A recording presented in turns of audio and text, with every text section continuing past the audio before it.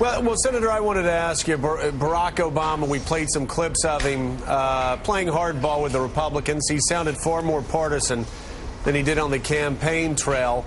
And if you take that partisanship and add the big spending, it sounds a lot like the Bush-Cheney White House. I mean, haven't we tried 8 years of deficit spending and it's gotten us to this point? Well, no, I think we have not had, given the crisis we have now, the kind of pumping money into the economy and moving it quickly, going to jobs, going to get people going back to the stores. We've had tax cuts over those years. They were relatively prosperous. Tax cuts mainly aimed at the highest income people, but even conservative economists like Martin Feldstein say that's not the way to go for this crisis. As for bipartisanship, you know, we're trying. And here's something forgotten. The two biggest amendments in the Senate, one totaling $70 billion, one totaling $30 billion, were offered by Republicans and accepted by Democrats. We voted for them. That's $100 billion. Senator Grassley offered one, Senator Isaacson offered the other, and they voted against the bill. I mean, what do you want us to do? We've had an open process. We've accepted a good amount of their amendments, and they're still voting no. Joe, and the only thing, Donnie, the only thing I'd say here is it's going to take a while. There's a lot of mistrust, frankly, on both sides of the aisle. There's been huge partisanship.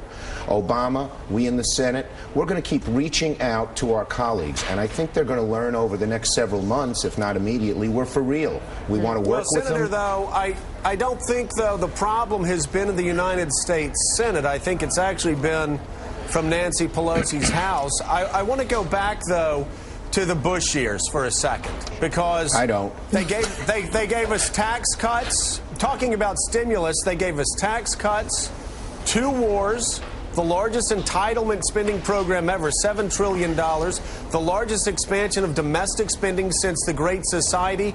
They did everything humanly possible to stimulate the economy, and we find ourselves in a disastrous place today. Isn't this more of the same?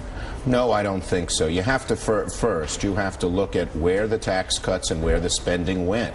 Spending on an Iraq war, tax cuts to the highest income allow investments in things, but they don't get people into the stores. We're trying to refocus all of this on the middle class, which is where the spending is, and that's where it goes. And by the way, there's a pretty broad consensus among economists, Democrat, Republican, left, right, that this is the right package. Should all the porky stuff been taken out? Yes. Now we in the Senate have taken most of it out, and let's focus on what the package does. The alternative, the John McCain package, half the size, mainly tax cuts for the rich, that's sort of reminiscent of Herbert Hoover. It's sort of do nothing when we have a big problem. Now, just one other point, I'm sorry here. We're on the edge of getting into a depression. We have a serious recession, and if you go a few steps downward, it's not a likelihood, but it's too real a possibility, you get into a deflationary spiral downward. No one knows how to deal with that. For 10 years, the Great Depression was that.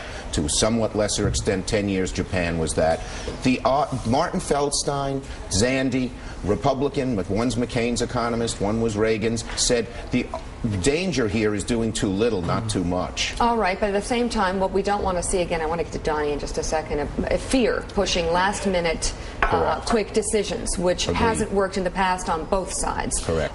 What about the fact that in these plans, there are programs and money put toward things that you would characterize potentially in a negative way as welfare and not stimulus, like tens of billions of dollars to people who don't pay income tax, things that just don't seem to do the job. How then can you criticize the Republicans for saying, you know what, I'm not on board? Let's talk about that.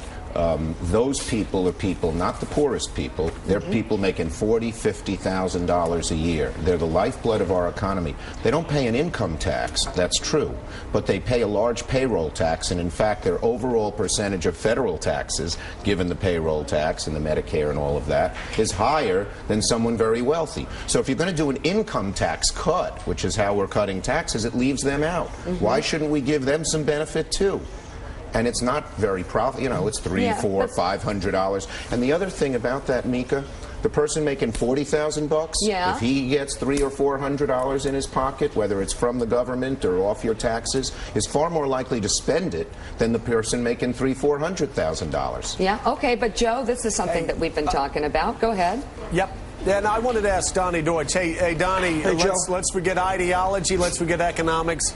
let's just look at PR. For some reason, the first 2 weeks of the Obama White House, the Obama administration, went a bit more, let's just say it was rougher than 2 years of the campaign.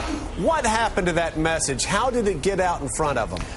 A few things happened. Once, we lionized this guy. You know, from where we carried him into office, there is nothing this man could do that would not have disappointed on some level. So that's number one.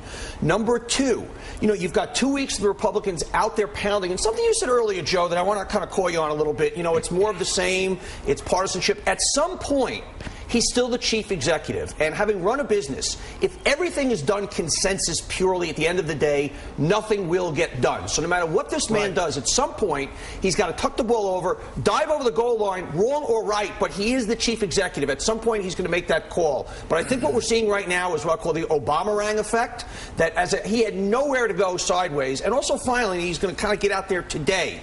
All of the imagery we saw of Obama all along was him with crowds, him standing on the pulpit, and this was what we loved. Now you've been seeing, I think, almost too overexposed on a daily basis in these kind of mini, you know, ad hoc press conferences. I think he should kind of step back a little bit so that when he does speak, like tonight, it means something. I think he's overexposed himself a little bit. Interesting. Right. You know, one interesting.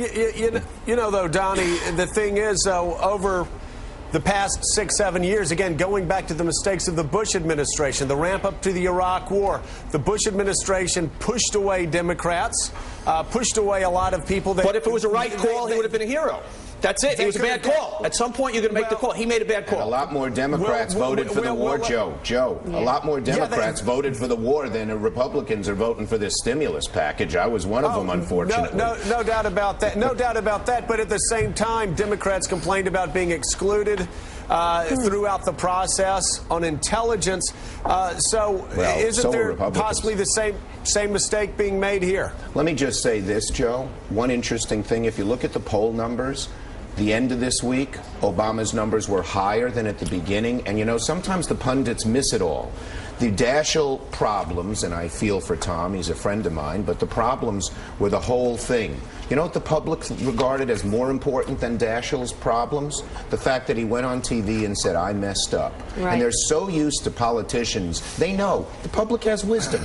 They know no one's perfect. Yeah. They know there are going to be mistakes. But what they hate is when you don't own up to it and move on. And when he did, his numbers went up from 65 to 70. I think that was very symbolic, for sure. And I think there are other symbolic moves he's made, Dylan, that have helped try and begin the process of restoring confidence. The thing is, the reality is, and I think the senator will agree with me on this, that nobody really knows exactly what the right thing to do is. Right? However, we can easily agree that there are methods of doing things that are better than other methods of doing things. And so for those who argue for some more incrementalism, that we shouldn't just go $800 billion in a single shot, that there's a list of things that you can talk just on methodology. Yes. I'm curious how you respond to the complaints that Joe, Mika, myself, Pat Buchanan, ever this morning, what are they doing? What's the hurry for $1 trillion?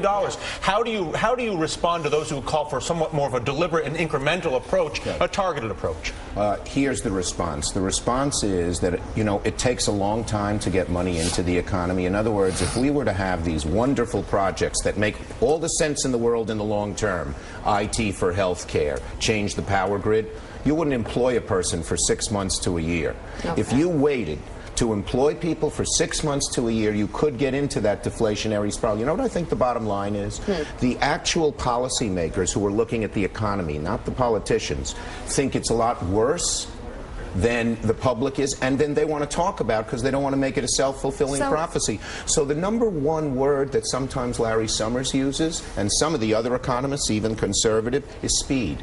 Get the money into the economy quickly. People are quick. That was so much waste. And that's the difficult needle to thread. If we waited too long and we were in a depression, you can be sure on this show and the historians would say, what did they dither for? Right. Why quibble over 200 million? We're talking about a week or a month, and we've got years ahead of us. Donnie Deutsch, how would you're the president dealing with folks in Indiana, in Florida. You're addressing the nation tonight. What does he need to do to sell this thing? It's very simple. he needs to say we've got to get people back to work. That's the hot button he's going to push right now, that basically he can employ possibly 4 million people with this program. He's got to talk to the everyman. He's got to take it out of Washington, bring it to the streets. He's brought the right constituency. He's going to the right place, Elkhart, Indiana. He's going to get it done tonight.